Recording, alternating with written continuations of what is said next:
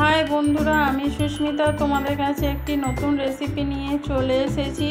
সব সময় মাছ মাংস শাক সবজি খেতে ভালো লাগে না, একটু হালকা ফুলকা কিছু আলাদা ধরনের খেতে ইচ্ছে করে। তার জন্য আমি আজকে খুব সহজে একদম আলাদাভাবে এই আলু পোস্ত বানিয়েছি। তোমরা বানিয়ে একবার দেখো।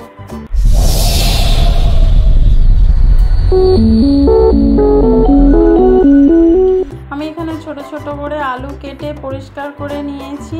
এখানে কড়া বসিয়েছি, কড়াটা গরম হয়ে গেলে এর মধ্যে আমি 3 চামচ পোস্ত দিয়ে দেবো।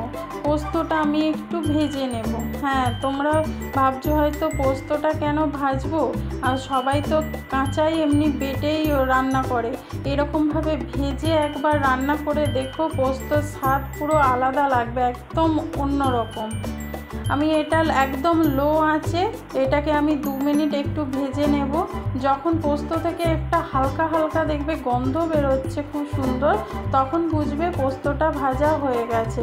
তোমরা এরকমভাবে অবশ্যই একবার বানিয়ে দেখো, কিন্তু এটা লো আঁচে ভাজবে, আর হাই আঁচ করে দিলে পোস্তটা পুড়ে যাবে। এখানে আমার পোস্তটা ভাজা হয়ে গেছে, দেখতেই পাচ্ছ কালারটা একটু হালকা চেঞ্জ হয়ে গেছে। এবার আমি এটাকে নামিয়ে ঠান্ডা করে পেস্ট করে নেব। কড়াতে সর্ষের তেল আমি দিলাম, সর্ষের তেলটা গরম হতে দেবো।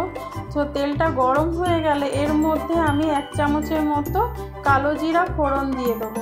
কালো জিরাটা ভাজা হতে হতে একটু আমি 5 ফোড়ন কয়েকটা দানা দিয়ে দেবো। যেহেতু 5 ফোড়নের মধ্যে পানমৌরি, জিরে, মেথি সব আছে, ওর একটা খুব সুন্দর গন্ধ হয়, এটা গন্ধর জন্য জাস্ট এখানে দেবা।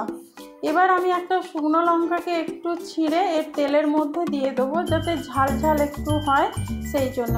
আর একটা আমি গোটা এমনি দেবো ফোড়নে দিয়ে। লঙ্কা সব 5 ফোড়ন যখন ভালো করে ভাজা হয়ে যাবে, তখন আমি কেটে রাখা আলুগুলো তেলের মধ্যে দিয়ে দেবো। আলুগুলো ভালো করে আমি একটু ভেজে নেব।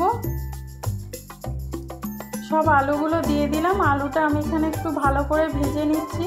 আলুটায় শুধু আমি নুন দিয়ে ভাজবো, এখন আমি কোনো হলুদ ব্যবহার করব না। আমি এখন পরিমাণ মতো একবারেই নুনটা দিয়ে দেবো, দিয়ে ভালো করে আলুটা আমি একটু ভেজে নেব।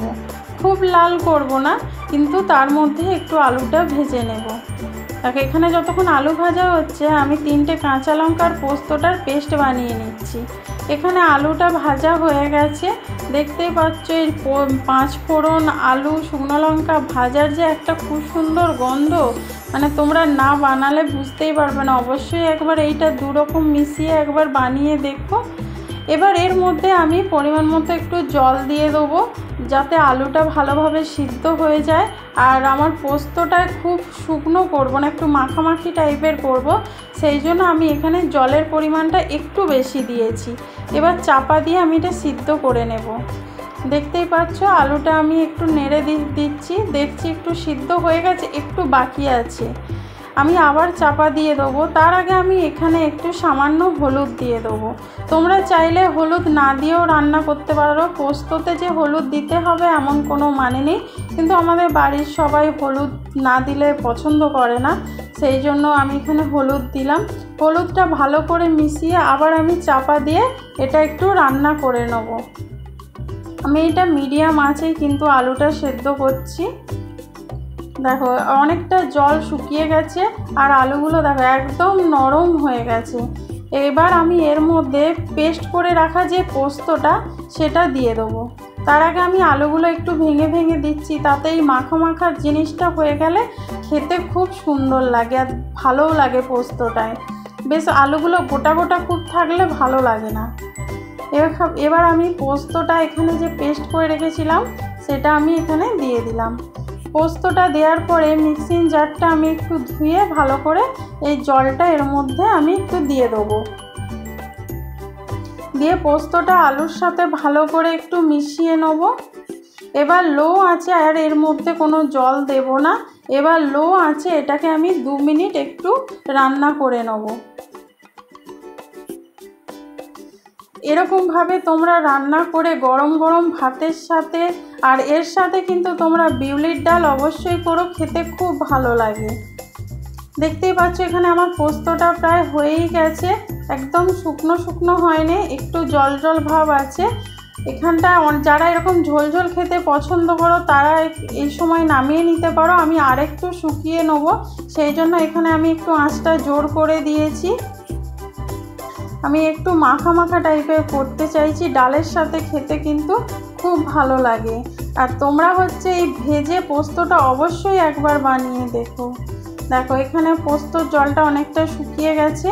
এবার আমি এর মধ্যে কাঁচা সর্ষের তেল দিয়ে দেবো, দিয়ে আমি গ্যাসটা বন্ধ করে দেবো, দিয়ে ভালো করে মিশিয়ে এটাকে 5 মিনিট আমি গ্যাসের মধ্যে এই কড়াতেই চাপা দিয়ে রেখে দেবো। গ্যাসটা বন্ধ করা থাকবে, কড়ার মধ্যেই চাপা দিয়ে আমি রেখে দেবো। এই লাস্টে কাঁচা সর্ষের তেল দেওয়ার ফলে এই যে চাপা দিয়ে রেখে দিচ্ছি, এর যে একটা ঝাঁঝ তোমরা মানে বলে বোঝাতে পারবো না যে কত সুন্দর লাগে। এবার আমি নামিয়ে নিয়েছি, এবার গরম গরম আমি সার্ভ করব। এই রেসিপিটা যদি ভালো লেগে থাকে লাইক কমেন্ট শেয়ার করো বন্ধুরা। এই ভিডিওটা কেমন লাগলো অবশ্যই কমেন্ট করে জানাবে। নতুন বন্ধু যারা দেখছো তারা আমার চ্যানেলটা সাবস্ক্রাইব করে বেল আইকনটা ক্লিক করে দিও নতুন ভিডিও দেখার জন্যে। চ্যানেলটা সাপোর্ট করো, পাশে থেকো। Thank you.